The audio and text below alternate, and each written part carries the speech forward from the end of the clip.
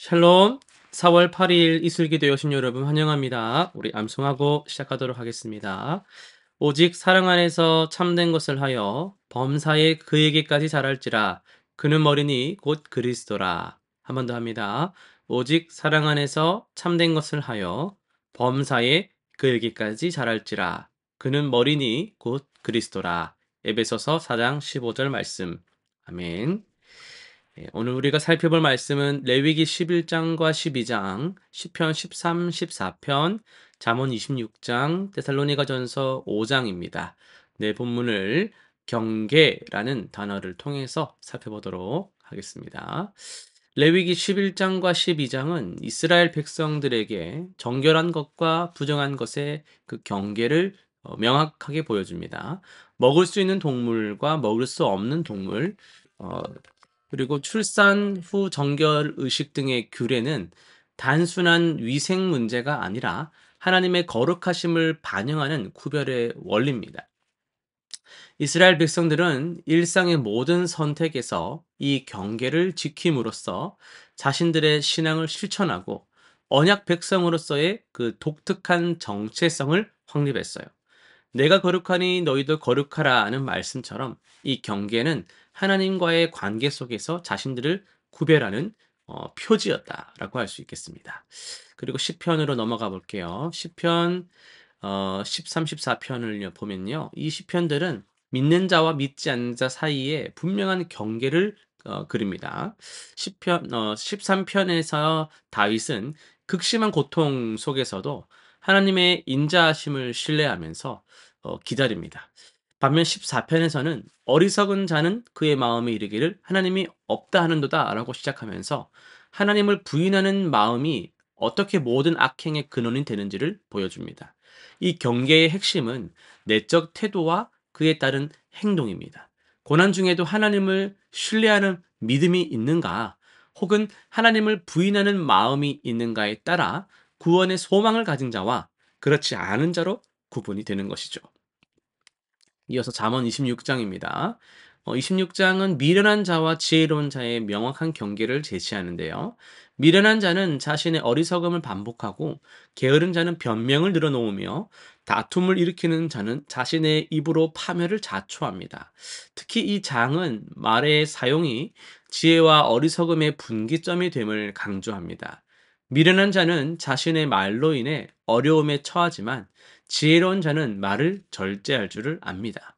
또한 겸손과 교정 가능성이 지혜의 시작임을 보여주면서 미련한 자는 스스로 지혜롭다고 여기지만 지혜로운 자는 배움에 열려 있음을 가르쳐 줍니다. 이어서 데살로니가 전서 말씀을 설교를 통해서 살펴볼 텐데요.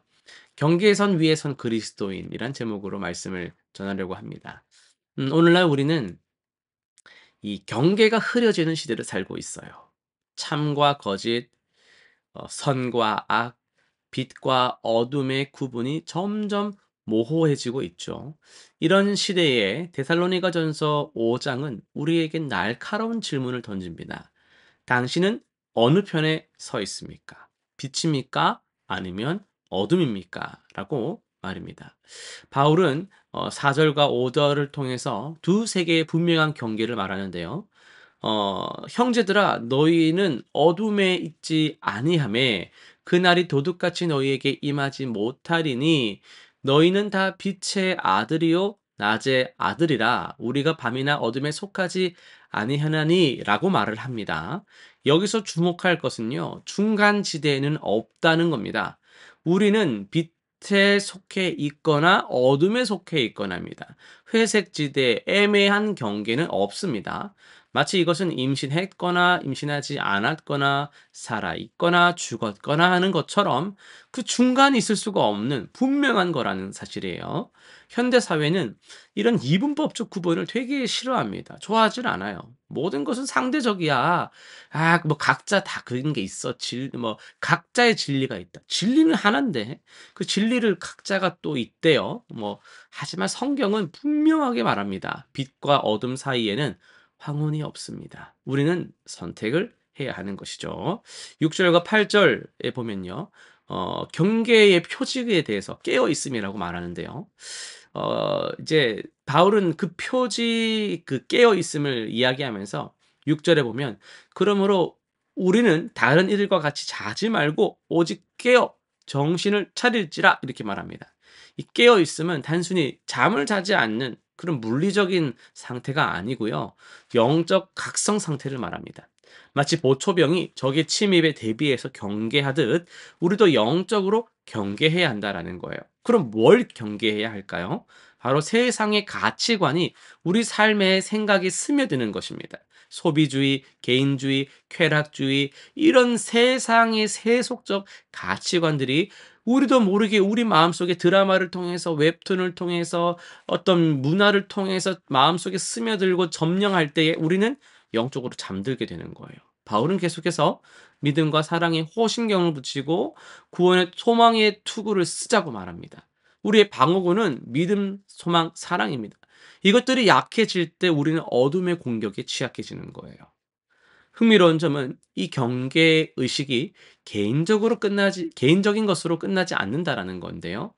11절 보면 바울은 서로 권면하고 서로 덕을 세우기를 너희가 하는 것 같이 하라고 말합니다.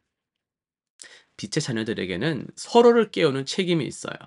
누군가 영적으로 잠들려고 할 때 우리는 그를 깨워야 합니다. 누군가 어둠의 유혹에 넘어가려 할 때 우리는 그를 붙잡아야 합니다. 오늘날 교회가 세상과의 경계를 잃어가는 이유 중 하나는 이 상호 권면의 부재 때문이에요. 우리는 각자의 신앙생활은 개인의 문제다라면서 한 교회를 다니지만 각자의 교회를 추구하는 것이죠. 서로를 방치하는 거예요. 굳이 지금도 뭐 관계 뭐 적당한데 이거 괜히 말해서 불편해. 이런 식으로만 생각을 하는 것이죠. 기도하지도 않고 마음을 쓰지도 않고 그렇게 하지만 성경은요 그렇게 말하지 않아요. 우리는 서로의 파수꾼입니다. 내가 깨워준 그 깨움으로 나도 깨움을 당할 수 있거든요. 그러니까 서로가 서로를 위해서 중보해 주는 것이 얼마나 유익한데요. 공동체의 기도가 강력합니다. 그것을 우리는 꼭 신뢰해야 하는 것이죠. 데살로니가전서 5 장은 우리에게 분명한 선택을 요구하고 있어요. 빛이냐 어둠이냐. 그리고 빛의 자녀로 살아간다는 것은 깨어있는 삶, 서로를 깨우는 삶을 의미한다라는 거예요. 예수님은 너희는 세상의 빛이라 이렇게 말씀하셨습니다. 빛은 어둠을 밝히는 역할을 하는 거예요. 경계를 분명히 하는 역할을 합니다. 오늘 우리는 이 시대에 어떤 그런 빛으로 살아가고 있습니까? 실천사항 3가지를 한번 정해 볼 텐데요. 첫 번째는 영적 경계 일기를 써보는 거예요. 매일 밤 10분간, 5분간이라도 그날 내 마음과 행동에 세상의 가치관이 얼마나 침투했는지 그 경계를 점검하고 일기로 한번 써보는 거예요. 두 번째, 미디어 주권을 회복하는 것. 일주일에 하루 정도는 디지털 금식, 디지털 안식일 뭐 이런 걸로 정해가지고 모든 미디어, TV, 스마트폰, 뭐 컴퓨터 이런 것들 끄고 성경 묵상과 기도에 한번 집중해보는 그런 시간을 가지시면 좋겠고요. 세 번째는 권면의 관계를 세우는 겁니다. 믿음의 동력자를 한 명 정해서 서로의 영적 상태를 솔직히 나누고 권면하는 그런 여러분 제가 항상 교회를 강조하죠. 공동체를 강조하죠. 교제를 강조하잖아요. 그런 정기적인 만남을 가져보시길 바랍니다. 기도 제목 3가지. 첫 번째는 분별력을 위해서 기도합시다. 주님, 이 혼란한 시대에 빛과 어둠을 분별할 수 있는 지혜를 주십시오. 애매한 경계선에서 타협하지 않고 주님의 그 빛 가운데 굳게 설 수 있게 해주세요. 두 번째는요, 영적 각성을 위해 기도합시다. 하나님, 영적 졸음에서 저를 깨워주세요. 믿음과 사랑과 소망으로 무장해서 어둠의 세력에 맞서 싸울 수 있는 힘을 주세요. 세 번째는 공동체 회복입니다. 주님, 우리 교회가 서로를 권면하고 세워주는 진정한 빛의 공동체가 되게 해주세요. 개인주의와 무관심을 넘어 서로의 영적 성장에 책임을 지는 사랑의 관계들이 세워지게 해주세요. 이렇게 기도하는 모든 성도님들 되시기를 간절히 소원합니다. 기도하고 마치겠습니다. 사랑의 하나님 아버지 감사합니다. 오늘도 우리 하루를 주장하시고 말씀으로 경계를 또 분별케 하시니 감사합니다. 우리가 오늘 살아가는 이 시간들 속에서 우리가 무엇을 먹을까 마실까를 염려하는 그런 인간적인 삶의 방식이 아니라 하나님의 말씀을 의지하여서 이 영적인 경계를 더욱더 우리가 잘 깨어 있기를 원합니다. 우리가 서로의 파수꾼이 되어 주어서 공동체 간에 믿음으로 혼탁하여져 있는 자들 어둠 속에 잠들어가는 자들이 있다면 서로 기도하는 가운데 지혜로운 방식들로 서로를 깨워줄 수 있는 그런 믿음의 지체들이 되게 해주시고 이 세상의 빛으로서 살아가는데 부족함이 없도록 성도들의 삶을 주께서 인도하여 주옵소서. 감사드리며 예수님의 이름으로 기도드립니다. 아멘.